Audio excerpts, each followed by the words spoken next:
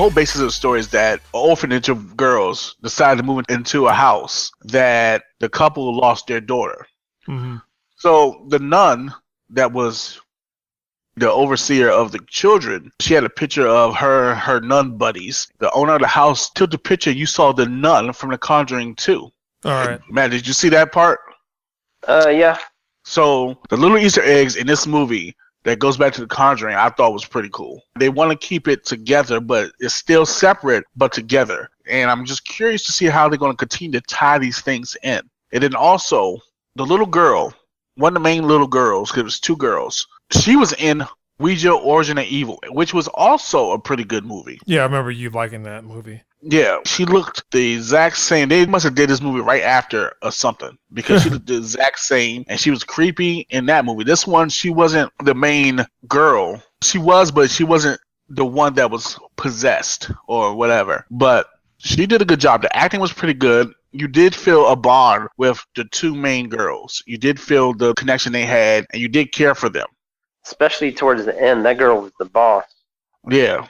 Yeah. Only issue that I had with it is that they did some stupid ass shit, which unfortunately, like I said before, horror movies, they do stupid shit. Matt, I don't know if you remember the scene, but the scene when the nun finally sees some shit go down, right? Your first instinct, you're like, all right, some shit's going down, let's leave the house. First thing she said, all right, girls, go upstairs and go to bed.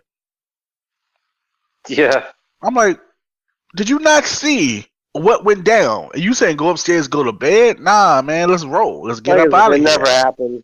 Yeah, basically like it never happened at all. Nothing. Yeah. They set the tone, man. They did everything right. The pacing was good. Everything was done right. Only thing that was done wrong was the stupid shit. The stupid shit, if it didn't have stupid shit, then I'd probably give it a higher score. I'm the same way. And the thing is that what makes this movie even greater is that it lined up properly. Matt, you didn't see the first Annabelle. At the end of this movie, the girl that was possessed got away. They locked her into a room and she broke out. So nobody knows where she was. So she ended up at an orphanage. And the people that adopted her were the people that was in part 1. They were the neighbors of the main characters in part 1. The main characters in part 1 was a couple. And they wanted to have a kid. They were working on having a kid. And then their next door neighbors had a child. They adopted her. We didn't know that she was adopted. They just know that was her child. But their child was the girl that was possessed. And now she calls herself Annabelle. So she ended up killing her parents. And then she ended up putting her soul into that doll. Did like a Chucky. So that's where this movie left off on that.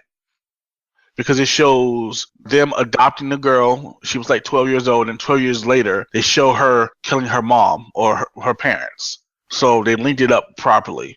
They did a good job. Like, this was an actual true prequel, which I wish they would have done this first, because it would have been a better movie. I would have had better feeling about it and just not even do the first Annabelle. Scrap it and just start over. This thing was so good. Well, my DVR is recording the first Annabelle tomorrow, so I'm going to eventually watch it this weekend, and I'll get back to you guys regarding all right, well, yeah, you watch it, but if you watch it, I suggest you have a drink. I'm serious, I'll take man. you up on that. That movie is not good. There were creepy moments in this shit. It wasn't scary, but there was some shit like, ooh, goddamn. Especially when the doll started walking. She had a sheet over her and shit. The thing about the shit that really pissed me off, the dumb parts were when I told you about the nun saying, okay, everybody go back to bed after some real shit happened. Another dumb part was they told you not to go into the damn room. You went to the room. And you kept going back into the room. Yeah. After some weird shit happened, you went back into the room. So it was just crazy, man. And the thing about it was a fun movie. It was good. I enjoyed it. It was a lot of people in there, but in the audience alone, they were just like interactive. People were like, oh man, it was just fun. I really enjoyed it. If it is a quarter of this, I'll be happy because I want it to be great. But I am kind of nervous just because I feel that they may drop the ball. I think that movie's in good hands. They showed like a little preview of it right before I watched this, and that shit, man, Pennywise looked fucked up underneath the fucking sewer, man. I was like, damn. But it was good, though. It was good. Barry's not into horror. Because I like, he'll probably say, nah, he doesn't, so